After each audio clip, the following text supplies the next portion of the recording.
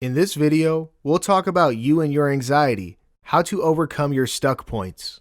Anxiety can creep up on you in many ways, from physical and behavioral symptoms that are obvious to subtler symptoms that mess with your emotional and cognitive state of being.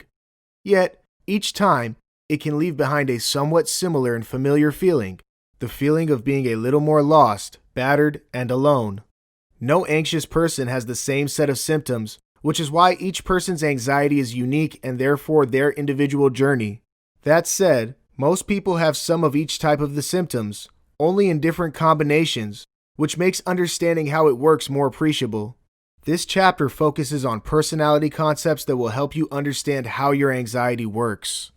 The multifaceted you. Now, you cannot understand the average anxious person to understand your anxiety. You don't need to either.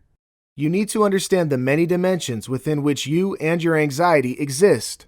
Once you start identifying these dimensions, which are mostly characterized by triggers and symptoms, you'll be able to work around them and in time, overcome them too. Worksheet 1. What do you see? Here's a quick worksheet for you. Do any of these situations sound familiar to you? You dislike change. Every time you are put into a new situation, you feel restless and worried.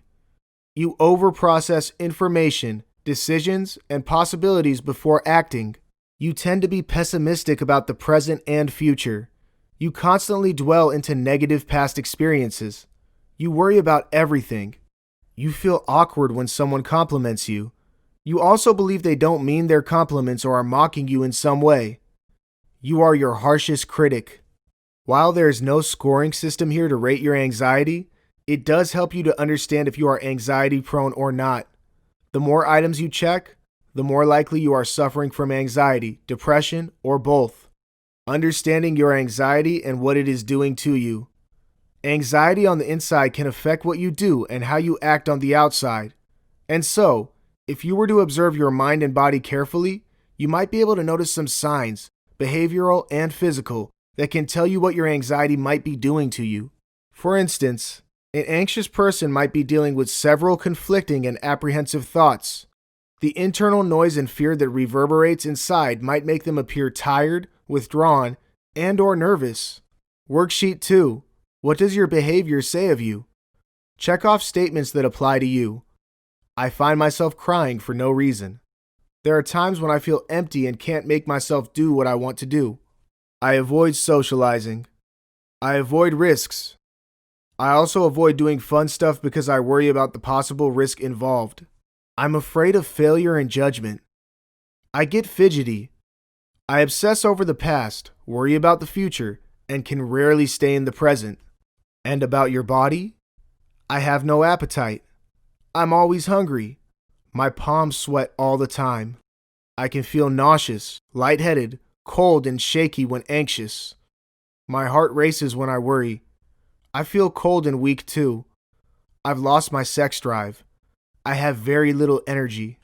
Again, there is no scoring system to rate your anxiety.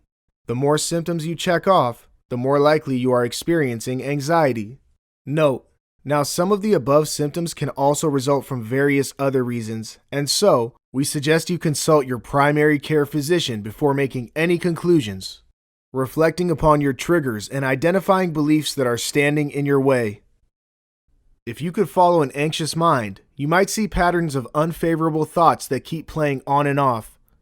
These thoughts might be triggers to the anxiety itself, and so addressing them is very important. A clinical technique called imagery exposure, used in therapy, can help address the triggers as well as identify their sources. Worksheet 3. Imagery exposure. Sit with yourself and truthfully reflect on any unfavorable thoughts that play in your mind, the thoughts that stop you from concentrating and being in the present, the ones that you want to forget but cannot, and the ones that you might have kept buried and might not necessarily like to share with others. You can also reflect on any worry thoughts, the ones that haven't happened yet, but you fear. Recall the sights and sounds of the situation as if it were happening in front of you, as we speak, in as much detail as you can. Bring the image of the embarrassment, avoidance, worry, fear, hurt, and/or guilt vividly to mind.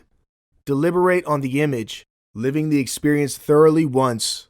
Let the thoughts stay with you until they decide to leave you at their will. Repeat this exercise once every day for as long as you want. As you progress further, you'll begin to see reasons. You'll realize beliefs that have been blocking your path, your stuck points, so to speak. You'll find solutions to overcome the negative outcomes of your triggers. Finally, you'll find peace. This is the start. Now, this is a gradual process and is the first step to addressing your anxiety. Once you know what's causing your anxiety, you can, in time, find ways to manage or overcome it. And this video shows you exactly how to do that. Mindfully moving beyond the beliefs blocking your path. The thing about stuck points is that when we're caught in one, we don't often think about ways to work around them and move forward. We don't shift into problem-solving mode and weigh our options, mostly because we don't know how to and therefore cannot. To be able to solve problems, you must think realistically, coherently, without any chatter. And unfortunately, when anxious, our mind can get tied up in its contemplation wheel and fail to work on more productive and purposeful things. For instance, imagine you have a team deadline to meet, but a member of your team isn't contributing equally. Instead of working yourself up about why he or she isn't doing their bit, it would be more useful to think about ways to help them step up or help reach the immediate deadline.